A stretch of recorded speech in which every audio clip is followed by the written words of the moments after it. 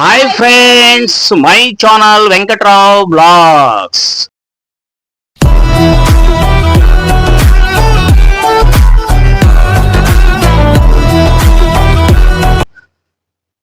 Friends, మీరందరూ బాగున్నారా? మేము కూడా బాగానే ఉన్నాం, హ్యాపీ. అయితే ఇప్పుడే నా వ్యాపారానికి వెళ్ళి వ్యాపారం చేసేసుకొని వచ్చాను. ఈరోజు నా ప్రాఫిట్ బాగానే ఉంది, పర్వాలేదు. కానీ మీకు కొన్ని కొత్త విషయాలు చెప్తాను. ఈరోజు కొన్ని కొత్త విషయాలు చూశాను, ఆ విషయాలు చెప్తాను. మరి మన ఇంట్లో ఎలా ఉండాలి, మన ఇంట్లో ఏమో పనులు చేసుకోవాలి, అవన్నీ దొరక చెప్పిద్ది, ఒకసారి వినండి. హాయ్ ఫ్రెండ్, అందరూ బాగున్నారా? ఎండాకాలం జాగ్రత్త ఉండండి, పిల్లల్ని జాగ్రత్త చూసుకుంటా ఉండండి. ఎండాకాలం పిల్లల్ని బయటికి పంపించకండి. స్కూల్ నుంచి రాగానే పిల్లల్ని జాగ్రత్త చూసుకోండి. ఈ ఎండాకాలం మాత్రం పిల్లలు మాత్రం బాగా ఉండాలి. మీరు రోజువారి పని చేసుకుంటా ఉండండి.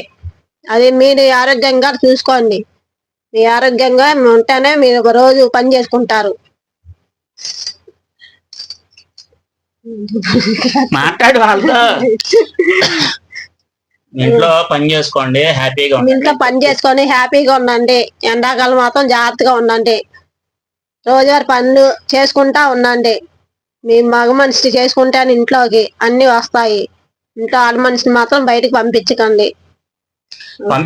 అంటే ఫ్రెండ్స్ అట్టని కాదు, కొంతమందికి ఇద్దరు పని చేస్తేనే ఇల్లు వెళ్ళిద్ది. ఇప్పుడు ఒక ఆడ మనిషి తేవాలి, ఒక మగ మనిషి తేవాలనే కాదు. ఇప్పుడు ఒక మగవాడు కష్టపడి ఆ ఇంటి యజమాని, ఆ కుటుంబాన్ని కాపాడుకోవాలి. అది ముఖ్యం మనకి. అంటే ఏంటంటే ఇక్కడ విషయం, మనకొచ్చే సంపాదన సరిపోతుంది, ఆ మగ మనిషి తెచ్చే ఇంటి యజమాని తెచ్చే మనిషికి ఆ డబ్బు మనకి ఇంట్లో అన్నిటికీ సరిపోతుందంటే పర్వాలా. ఎందుకంటే ఈ రోజుల్లో ఇద్దరు పిల్లల్ని చదివించుకొని వాళ్ళని మనం చూసుకొని వాళ్ళకి ఆలన పాలన అన్ని చేసుకోవాలంటే చాలా కష్టం అయిపోతుంది. ఎందుకంటే ఒకప్పుడు వేరు, ఒకప్పుడు 5 6 పిల్లలు ఉండేవాళ్ళు. అబో, అసలు వాళ్ళ పరిస్థితులు వేరుగా ఉండేవి. ఎందుకంటే అది పెచ్చకాలం. అంటే ఏమీ లేవు, ఒక ఫోన్లు లేవు, ఏమీ లేవు. అంధకారంలో బతికేశారు. ఇప్పుడన్నా కొంచెం బెటర్, కొంచెం డెవలప్మెంట్ కోసం ఒక ఫోన్లు లాంటివి ఇలాంటివి చాలా చాలా చాలా అప్డేట్ అయిపోయింది. కాబట్టి మీరందరూ ఇంటికాడ ఖాళీగా ఉండకుండా, కొంతమంది ఏంటంటే ఏం పని చేయాలో తెలియక ఇంటికాడ ఉండిపోతూ ఉంటారు. వాళ్ళు ఏదో ఒక పని చూసుకొని చేసుకొని ఇంట్లో, ఎందుకంటే ఇల్లు కుంటుపడిపోద్ది. ఇంట్లో మగ మనిషి ఎప్పుడు చాలా తెలివిగా ఉండాలి. మన ఇల్లును మనమే కాపాడుకోవాలి.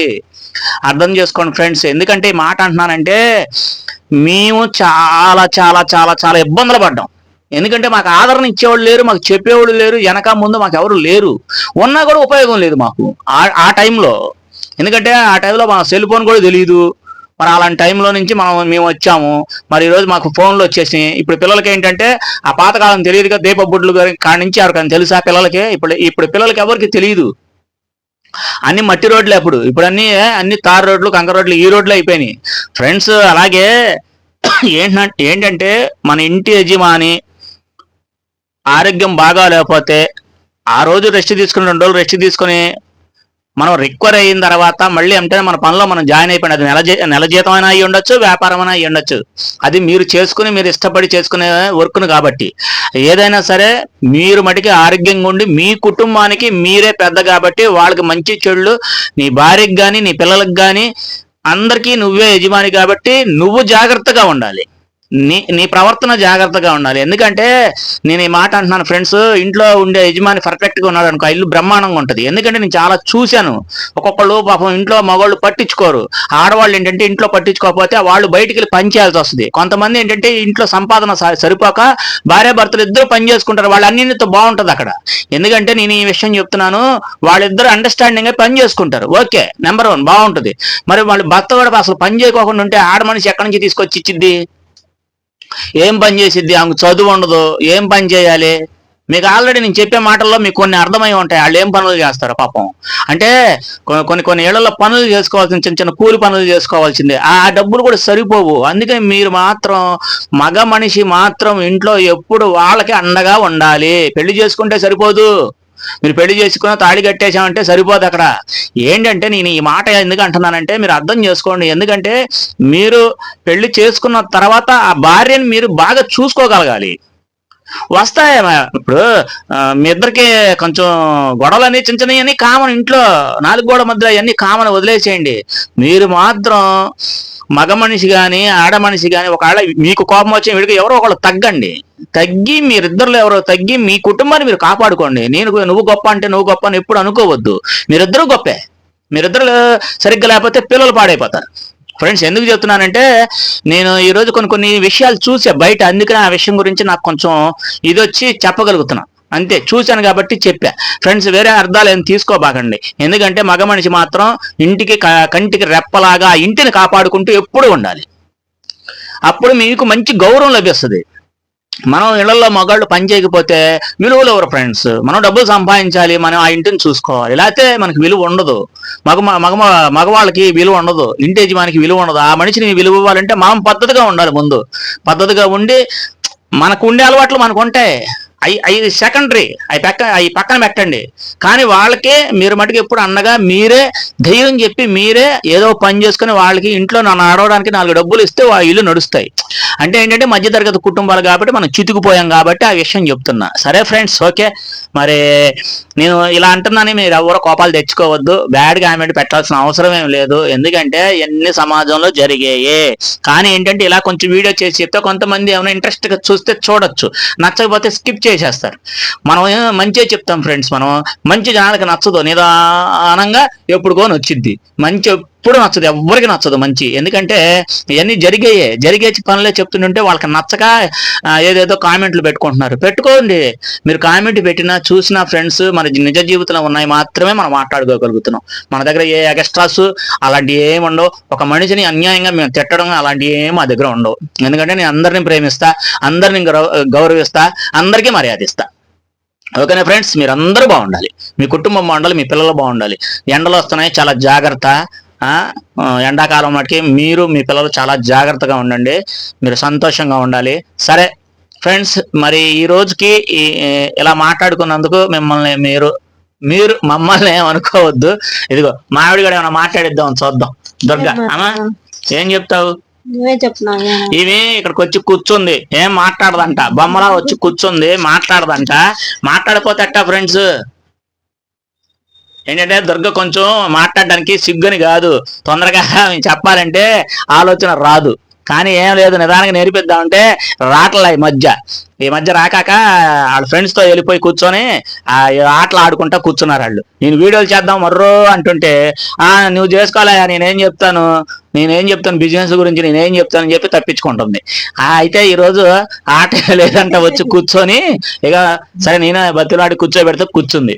ఫ్రెండ్స్, మీరందరూ మాకులాగానే హ్యాపీగా ఉండండి. మేము ఉంటానండి, అందరూ బాగుంటారు, మీరు బాగుండాలి, మేము బాగుండాలి. కానీ మగ మనిషి ఇంట్లో వండుకోకుండా జాగ్రత్త పనికి వెళ్ళి పిల్లల్ని జాగ్రత్త చూసుకుంటుంటే పిల్లలు మాత్రం దారి తప్పుకొని ఉంటారు. మనం చక్కగా చూసుకుంటేనే పిల్లలు కూడా మన మాట వింటారు. అదే మనం చేసుకోకుండా వదిలేసామనుకో పిల్లలు కూడా అట్లా తయారవుతారు. కానీ పిల్లల్ని మాత్రం జాగ్రత్త చూసుకుంటా మీ పని మీరు చేసుకుంటా ఉండండి. పిల్లల్ని మాత్రం వదలొద్దండి.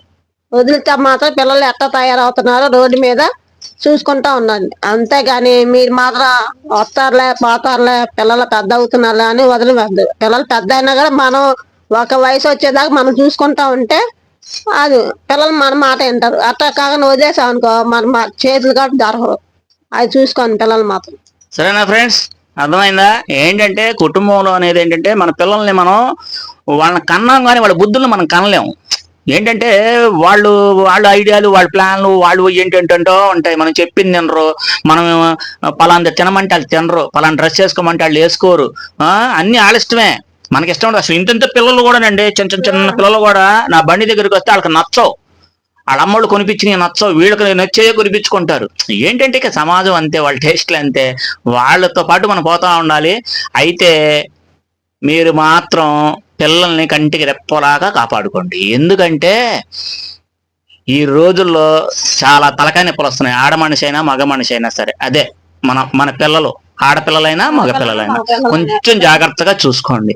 అందరూ చెప్పేవే నేను కూడా చెప్తున్నా, ఎందుకంటే మేము రోడ్డు మీద అన్ని చూస్తున్నాను ఫ్రెండ్స్.